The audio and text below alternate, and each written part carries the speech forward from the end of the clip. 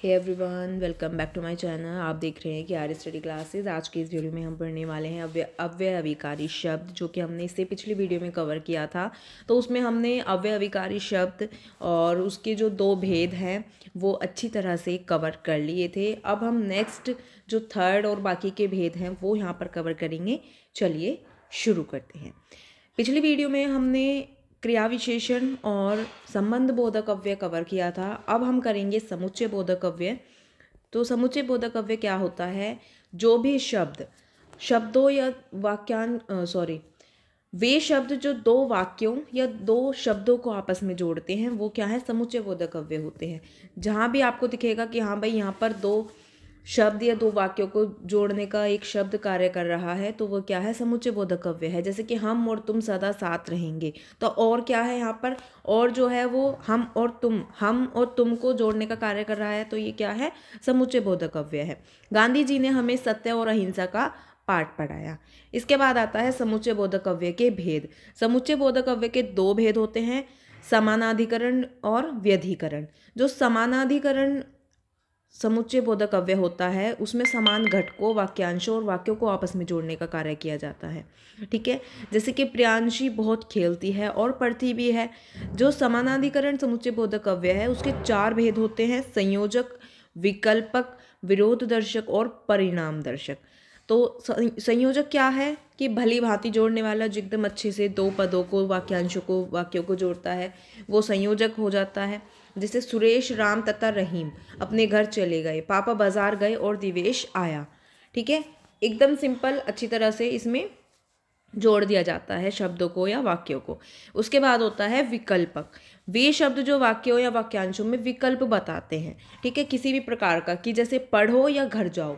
यहाँ पर विकल्प है कि या तो तुम पढ़ लो या फिर अपने घर चले जाओ, या तो तुम टॉफ़ी ले लो या आइसक्रीम ले लो, चाहे टॉफ़ी लो चाहे आइसक्रीम। तो विकल्प है, तो ये विकल्पक हो गया। उसके बाद है विरोध दर्शक। वो शब्द जो पहले कही गई बात का विरोध करने से पहले ही प्रयुक्त होते हैं, वो विरोध दर्शक होते हैं। रवि गया परंतु निखिल ना जा सका। रवि तो गया लेकिन जो निखिल है वो नहीं जा सका। जितेंद्र चोर ही नहीं बल्कि सीना चोर भी है। तो इसमें क्या हो रहा है? जो पहला वाक्य है, जो पहले बात कही गई है, उसका विरोध किया जा रहा है। ठीक है, जो जितेंद्र है वो चोर ही नहीं है बल्कि वो सीना चोर भी है। परिणाम दर्शक, ये शब्द पहले कहे हुए कथन का परिणाम बताने से पहले ही प्रयुक्त होते हैं। झूठ मत बोलो नहीं तो दंड मिलेगा, यानी कि अगर तुम झूठ बोलोगे तो तुम्हें दंड मिलेगा। कहना मानो अन्यथा पछताना पड़ेगा। उसके बाद है व्यधिकरण समुच्चय बोधक। ये समुच्चय बोधक अव्यय का सेकंड जो दूसरा भेद है वो है, ठीक है, व्यधिकरण समुच्चय बोधक। इसमें क्या होता है? जो एक या अधिक आश्रित उपवाक्यों को मुख्य उपवाक्यों से मिलाते हैं वो व्यधिकरण समुच्चय बोधक अव्यय कहलाते हैं। जैसे स्वामी जी ने कहा कि सत्य ही ईश्वर है। तो एक उपवाक्य यानी कि स्वामी जी ने कहा, ये आपका पहला उपवाक्य हो गया। अब जो मुख्य उपवाक्य है कि सत्य ही ईश्वर है, तो ये दोनों को मिलाते हैं। जब एक या एक से अधिक आश्रित उपवाक्यों को मुख्य उपवाक्यों से मिलाया जाता है तो वो क्या होता है? व्यधिकरण समुच्चय बोधक अव्यय हो जाता है। ठीक है, अब व्यधिकरण समुच्चय बोधक अव्यय के भी चार भेद होते हैं। कारण बोधक, वे शब्द जो दो उपवाक्यों को जोड़ते हुए मुख्य उपवाक्य की बात का कारण बताते हैं वो कारण बोधक अव्यय कहलाते हैं। वह ऑफिस नहीं गया क्योंकि वह बीमार था। तो कारण बताया गया है कि भाई वो ऑफिस क्यों नहीं गया? क्योंकि वो बीमार था। दिव्या गरीब है इसलिए सब उसे कमज़ोर समझते हैं। संकेतवाचक, प्रथम उपवाक्य में जो कहा जाता है उसका जो संकेत है वो अगले उपवाक्य में दिया जाता है, और वो संकेत मतलब कि उसका संकेत अगले उपवाक्य में देने वाले अव्यय संकेतवाचक अव्यय कहलाते हैं। यद्यपि वह निर्धन है तथापि ईमानदार है।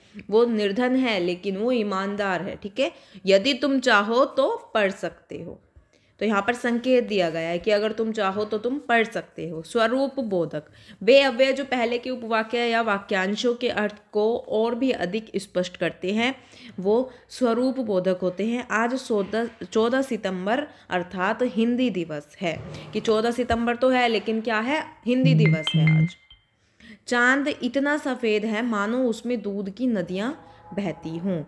उद्देश्य बोधक वे अव्यय जो आश्रित उपवाक्य से पूर्व आकर मुख्य उपवाक्य का उद्देश्य स्पष्ट करते हैं वो उद्देश्य बोधक अव्यय कहलाते हैं। जैसे कि उसे ऐसा पढ़ाओ जिससे वह कभी ना भूले, मैं उसके घर गया ताकि उसे मिल सकूं। तो इसमें क्या है, एक उद्देश्य बताया गया है कि मैं उसके घर क्यों गया, ताकि मैं उससे मिल सकूं। उसके बाद आता है हमारा विस्मय आदि बोधक अव्यय। इसमें क्या है, विस्मय प्लस आदि प्लस बोधक, 3 शब्दों से मिलकर ये शब्द बना है जिसका अर्थ होता है भावों का बोध कराने वाला। शाबाश, इसी तरह प्रथम आते रहो, उफ गर्मी के मारे दम निकल रहा है। तो वो अव्यय शब्द जो विस्मय, प्रशंसा, प्रसन्नता, शोक, घृणा आदि इन सब भावों को प्रकट करते हैं वो विस्मय आदि बोधक अव्यय कहलाते हैं। जैसे कि विस्मय यानी कि आश्चर्य होना, अरे क्या, मैं, इस तरह से, ठीक है, आदि। प्रशंसा खुश होना मतलब प्रोत्साहन करना, वाह सुंदर। हर्ष उल्लास, वाह आहा। संबोधन, अबे अरे। पीड़ा व्यथा, ओ उफ हाय। शोक, हाय आहा।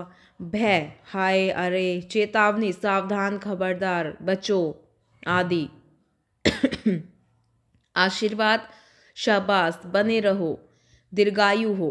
स्वीकृति, ठीक, अच्छा। क्रोध, अरे खामोश, चुप। कृतज्ञता, शुक्रिया, धन्यवाद। अभिवादन, नमस्ते, प्रणाम। घृणा, छी छी छी। तो इसमें आप देखेंगे कि ये जो विस्मयादि बोधक का जो चिन्ह होता है ये आप ज़रूर लगाएंगे, और जहाँ भी आपको देखेगा वहाँ आपको पता चल जाएगा कि ये क्या है, विस्मयादि बोधक अव्यय है। उसके बाद है निपात, ठीक है। जो अव्यय वाक्य में किसी भी शब्द के बाद लगकर उसे विशेष बल प्रदान करते हैं उसे निपात कहते हैं, ठीक है। यानी कि जो भी अव्यय वाक्य में किसी शब्द के बाद लगकर उस शब्द को ही एक विशेष बल दे देते हैं वो निपात होते हैं। जैसे दिव्या ही मीरा की भूमिका करेगी, कि भाई दिव्या ही करेगी मीरा की भूमिका, ठीक है। सुनन्या भी मेला देखने जाएगी। सुनन्या, अब जो भी है उससे क्या हुआ, जो सुनन्या है उस पर एक विशेष बल प्रदान कर दिया गया है, ठीक है। अब उसके जो निपात है उसके 8 भेद होते हैं। सबसे पहले तुलनात्मक निपात जिसमें सा है, हर्ष, निमेष, सा समझदार नहीं है। फिर है प्रश्नवाचक निपात, क्या, बस क्या, यहीं से मिलेगी। सम्मानवाचक निपात, जी, मैं जीजा जी के पास पढ़ती हूँ। विस्मयवाचक निपात, क्या क्या दीदी अस्पताल में है। स्वीकार वाचक निपात, हाँ मैं चला जाऊँगा। निषेधवाचक निपात, गंदे बच्चों से मित्रता मत करो। अवधारणावाचक निपात, पुस्तक लगभग तैयार हो गई, यानी कि जिसमें हम अवधारणा करते हैं कि भाई हाँ लगभग, थोड़ा, ठीक, इस तरह से। नकारात्मक निपात, मैं नहीं खेलता हूँ। यहाँ पर जो हमारा अव्यय अविकारी शब्द है वो उसका पूरा चैप्टर कंप्लीट हो चुका है। सभी जो भेद हैं, जो पार्ट्स हैं वो भी कंप्लीट हो चुके हैं। वीडियो अच्छी लगी हो तो वीडियो को लाइक, कमेंट, शेयर ज़रूर कीजिए, और इससे जो पहले के पार्ट्स हैं वो आपको इससे पहले वाली वीडियो में मिल जाएंगे, तो आप जाकर वो भी देख लीजिए। बाकी चैनल को सब्सक्राइब कीजिए, लाइक, कमेंट, शेयर कीजिए वीडियो को, और बेल आइकन ज़रूर प्रेस कीजिए ताकि जब भी वीडियो आए आपको नोटिफिकेशन मिल